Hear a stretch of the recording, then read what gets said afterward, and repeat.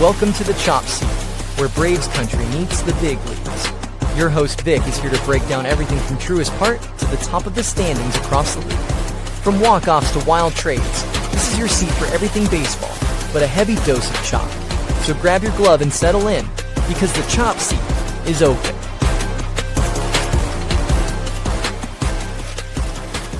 Welcome to the Chop Seat, your favorite place for Braves, baseball, and the rest of the league. I'm your host, Vic, and today is Monday, October 27th. We have two games already wrapped up in the World Series. The series is tied up at one game apiece. Advantage Dodgers, as the series is going home to LA now for the Los Angeles Dodgers. Game 3 is going to be tonight. You got game 4 tomorrow, and then game 5 is going to be on Wednesday. That's if necessary. That's going to be if necessary. Actually, no, what am I talking about? I'm talking about game 6 would be if necessary, and game 7, of course, if it goes back to Toronto. I'm already bugging out. The episode just started. But we had a 9-run inning for one team in one of the games, and then we had a 9-inning start, complete game for another team, another pitcher, and another team. So we're going to get into that just shortly. To get into that, let's get into our very first segment, and it's going to be our only segment because we have no Braves news. In this episode is going to be strictly the MLB. So without further ado, let's get into that segment. It's time for the MLB.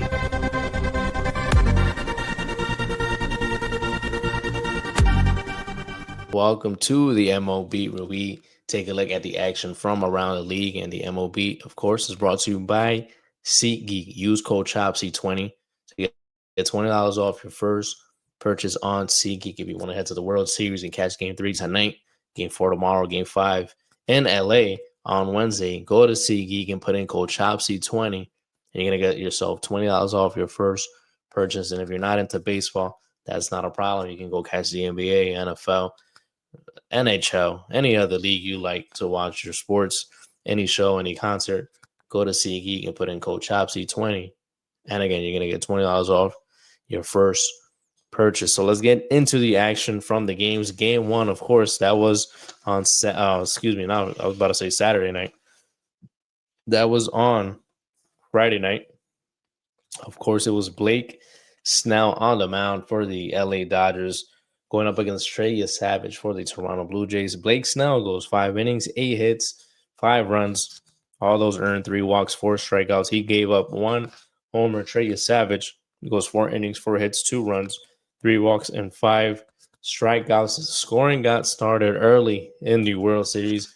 Top of the second, the Dodgers, they strike first in the World Series. And, of course, it's Dodgers legend Kike Hernandez.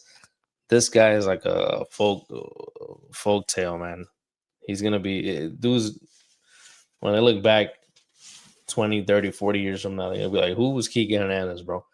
This guy's always there in the playoffs for the Dodgers. Of course, he leads off the scoring with an RBI single. He hit it out to center field. That makes it 1-0 Dodgers. On top of the third, a little bit of trouble for Trey Savage again, first and second with no outs. Will Smith, he gets an RBI single to right field. That makes it 2-0 LA. Freddie Freeman is thrown out on that very play. He's thrown out at third. That helped, put the fire out a little bit. But in the bottom of the fourth, with Alejandro Kirk on first, Dalton.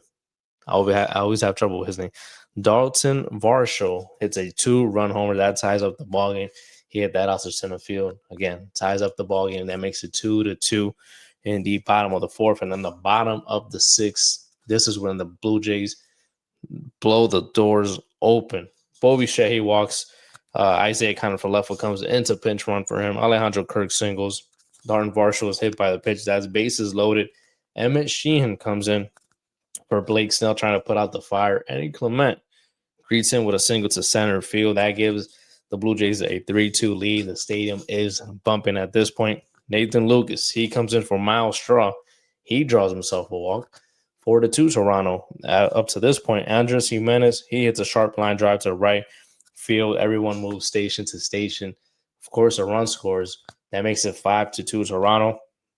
After recording, just 1 out in his outing. Emmett Sheehan, he comes out of the game. Anthony Banda is brought in to face Addison Barger, who's pinch hitting for Davis Schneider. He clocks a grand slam off a 2-1 slider. Yes, a grand slam from the pinch hitter Addison Barger. That makes it 9-2 Toronto.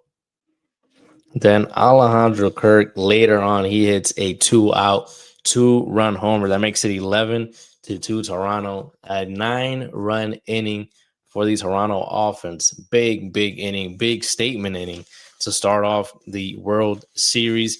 Top of the seventh, Shohei Ohtani, he hits a 2-run homer. That makes it 11-4. That was off of Braden Fisher, by the way, and that makes it 11-4 Toronto. But that's all the Dodgers can get. It's an 11-4 win in Game 1 of the 2025 World Series for the Toronto Blue Jays. They win Game 1, of course, at home. And listen, this is what I had said in the previous episode. If the Blue Jays are able to get to this Dodgers bullpen, they will be successful in this series. But we had the opposite effect of that in Game 2. You're going to see why just shortly. But again, if they follow this to a T, they will win this series. They will be World Series champions. I'm pretty confident in that. These guys can all hit. They kept the line moving, especially that inning there in the bottom of the sixth. They definitely kept the line moving. Everyone was playing their role. Guys knew exactly what to look for. You know, if you're not a big homer guy, go for a single. Try to draw a walk. You know what I'm saying? Andres Jimenez and those guys like that. But yeah, they just kept the line moving, and I say Andres Jimenez or also Ernie Clement as well. Bo Bichette did a great job also starting that off with the walk, which was good to see him start at second. He had a couple nice plays out there playing second as well.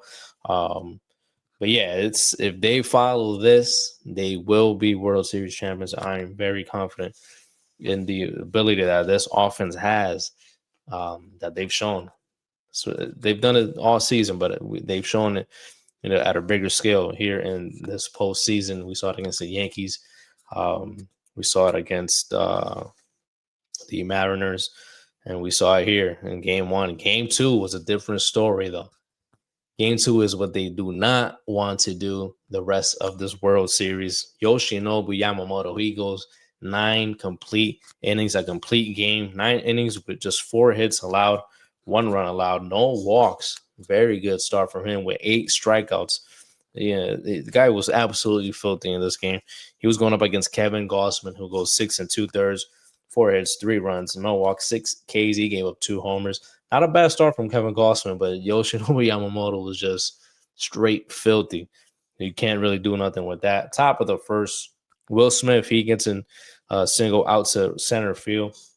Freddie Freeman scores on that one. He scores from second. That makes it 1-0 Dodgers. Bottom of the third, though, Alejandro Kirk, he hits a sac fly that scores George Springer. That ties up the ball game at 1 apiece. And then it was all quiet until the top of the 7th. Kevin Gausman was still in the ball game. Recorded 2 outs here. But Will Smith, he hits a homer out to left field. Will Smith is back 2-1 Dodgers, and then Max Muncy later on hits a homer to left field.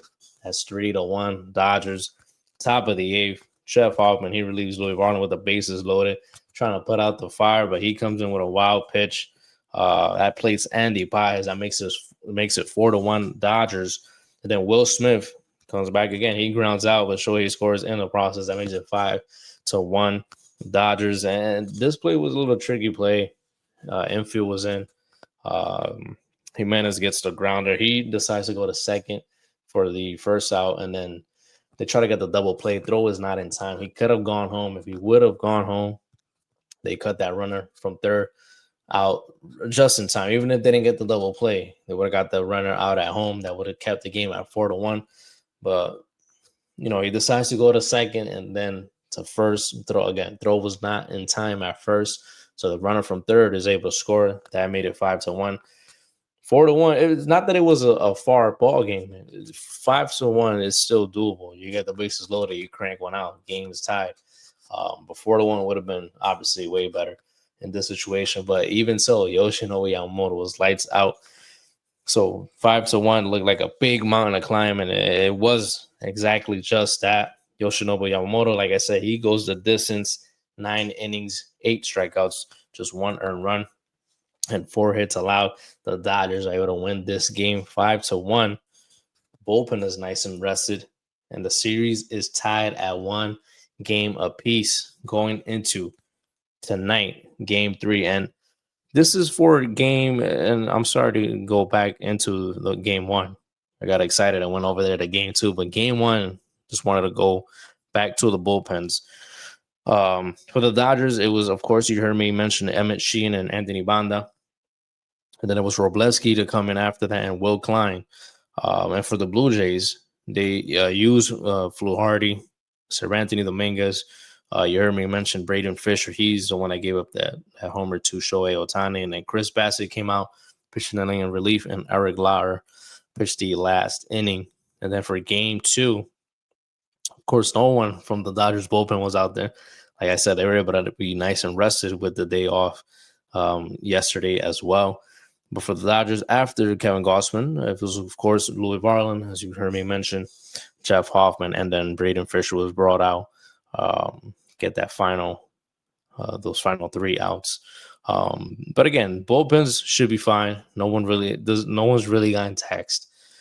Both managers able to spread out some of that work. So you had the day off yesterday. Everyone should be good to go for tonight. And the game 3 is going to be on Fox at 8 p.m., of course. It's going to be Max Scherzer, who's 1-0 with a 3.18 ERA. He's going up against Tyler Glasnow, who has a 0.68 ERA in this postseason. And then game 4 is going to be Shane Bieber. This is tomorrow. Shane Bieber on the mound, 1-0 with a 4.38 ERA, going up against Shohei Ohtani, who's 2-0 with a 2.25 ERA. And then game 5, that's going to be on Wednesday. It's TBD against TBD as of right now. We're going to have to stick around and see. Probably you're assuming it's going to be a game 1 starters in this one. So it should be a game 1 starters. It should be Blake Snell going up against Trey Savage. I don't know. I know the Blue Jays haven't had Savage pitch on the road yet this postseason, if I'm not mistaken. I think they have catered to having him pitch at home. I got to go back and check that just to confirm it. But I do think that they've only had him pitch on the road. At home, not on the road during the postseason. So I gotta go back and just confirm that, because now I'm confusing myself. I did think he pitched in Yankee Stadium once, or was it at home? I guess the Yankees. I don't remember. But anyways, that is that. Who wins tonight? I probably gotta go Dodgers tonight.